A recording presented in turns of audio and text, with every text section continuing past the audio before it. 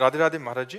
महाराज जी, आप कहते हैं कि जब कृष्णा जी की कृपा होती है तो वो आपको धीरे धीरे दुनिया से दूर कर देते हैं, लेकिन जब सबसे दूर हो जाओगे तो अकेलापन होता है। इसके लिए अपने कहाँ आप को अकेलापन होता है? तुमने देखा कहाँ है? कभी दूर हुई हो? केवल कल्पना कर रहे हो। हम अकेले हैं?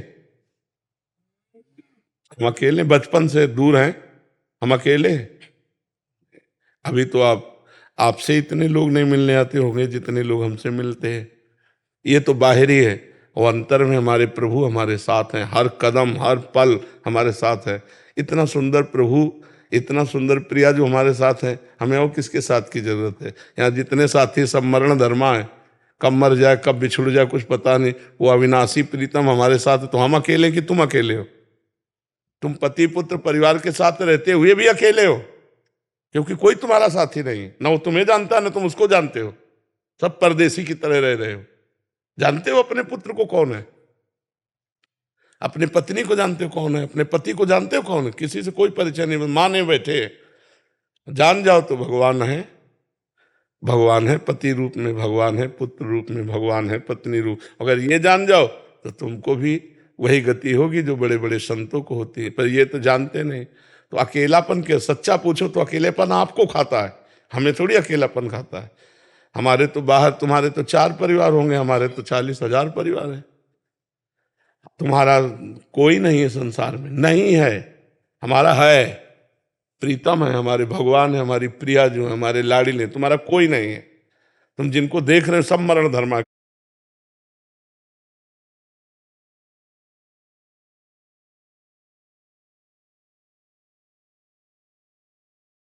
अनुभव होता पर भजन करो। भजन जीवन में नहीं होगा तो यही लगेगा। जितने संत महात्मा है वास्तविक जो भगवान के मार्ग में है, उनको अकेलापन खाता है क्या? वो अकेले की तरफ भागते हैं। दूर हमसे मिलो मत। क्यों? तुम मिलोगे तो उससे मिलने में बाधा पड़ जाएगी। मुझे अकेला रहने दो, जिससे मैं अपने प्यारे की याद में खो जाऊं और प्यारा ही आके मेरे से मिले। अभी अकेलेपन का मतलब नहीं समझा है, असंगता। अभी हरि भजन नहीं तो कैसे जानोगे आध्यात्मिक आनंद को? भगवद आनंद को कैसे जानोगे? तुम संसार से तुलना करोगी तो आध्यात्मिक आनंद और विषय आनंद बहुत अंतर है। एक अंधकार है और एक दिव्य प्रकाश है। तो अंधकार से सोचोगी तो फिर, अब जैसे बचपन से हम घर से निकले थे, किसी का प्यार नहीं मिला, क्योंकि 13 वर्ष की अवस्था में घर से निकले। तो हम क्या प्यार के भूखे हैं? इतना प्रभु ने प्यार दिया है कि निहाल कर दिया है। कदम कदम पर उनका प्यार, कदम कदम पर उनका दुलार। और वही प्रभु इतने रूपों में अब भी प्यार कर रहे हैं। घंटों से खड़े हैं केवल इस बात के लिए कि यहाँ से निकल जाएंगे तो हम देख लेंगे बाबा जी है। बाबा जी को क्या देखना है? पर ये प्यार, भगवान प्यार। तो ये हमें लगता है कि आपका अभी अज्ञान ही ऐसा अनुभव करा रहा है कि अगर हम सब कुछ छोड़ देंगे तो हम अकेले हो जाएंगे, अकेलापन लगेगा। महाराज जी, इसमें जैसे भागवत जी में आपने बोला था कि उसका मैं सब कुछ हरण कर लेता हूँ, इसका वास्तविक रहस्य क्या है महाराज जी? राग हरण कर लेते हैं भगवान। उसकी आसक्ति अहंकार राग हरण कर लेते हैं। जैसे अम्बरीश जी चक्रवर्ती सम्राट महाभागवत है, पूरा ऐश्वर्य वैभव भगवान ने अपहरण कर लिया क्या? नहीं। लेकिन उसका उनको अभिमान नहीं है चक्रवर्ती सम्राट पद का, उस संपत्ति का उनको गर्व नहीं है, उस वैभव का उनको गर्व नहीं है। और जिनके गर्व है, भगवान देख रहे हैं कि अब ऑपरेशन करना पड़ेगा तो संपत्ति भी हटा देते हैं, गर्व भी हटा देते हैं। और जिनको देखा कि ये मरीज काम लायक है, गर्भ हटा देने से काम चल जाएगा, तो संपत्ति नहीं हटाते हैं। और जब देखा कि मरीज ज्यादा बढ़ चुका है, अब इसका मर्ज दूर करने के लिए, तो फिर भगवान उसका वैभव भी अंतर ध्यान कर देते हैं। और उसका पारा जो अहंकार का था वो डाउन, जब डाउन हुआ तो भगवान की पुकारा, भगवान की शरण में हुआ, वही मंगल शुरू हो गया उसका। बाहरी व्यक्ति पारिवारिक जनों का कोई मतलब इस वो नहीं, अंदर का ही सारा सिस्टम। अंदर का राग। बाहर से आप एकांत बैठे हो, सबका राग भरा हुआ है, तो कोई आप महात्मा थोड़ी हो। घर में बैठे हो, किसी का राग नहीं तो आप महात्मा हो?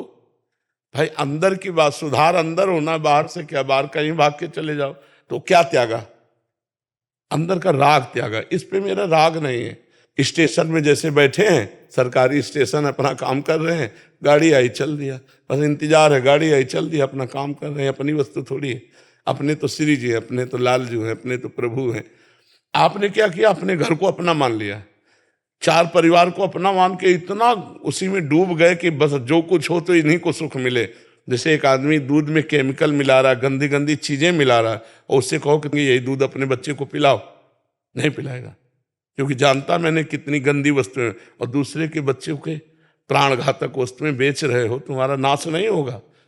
तो ये बुद्धि भ्रष्ट हो जाती है राग से, और अगर राग रहित है तो समाज का उपकार करता है, मंगल करता है, कि जो चीज हम नहीं खा सकते दूसरे को कैसे दे सकते हैं।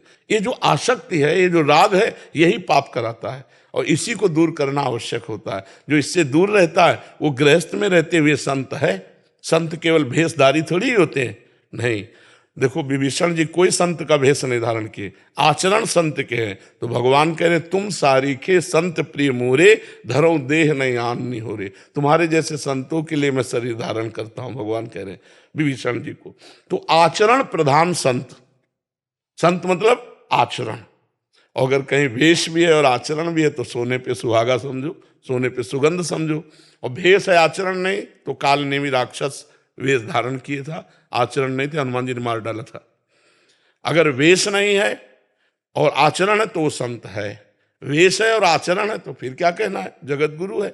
और अगर वेश है आचरण नहीं तो असंत है, वो संत केवल वेश धारण मात्र से नहीं हो जाता। जी।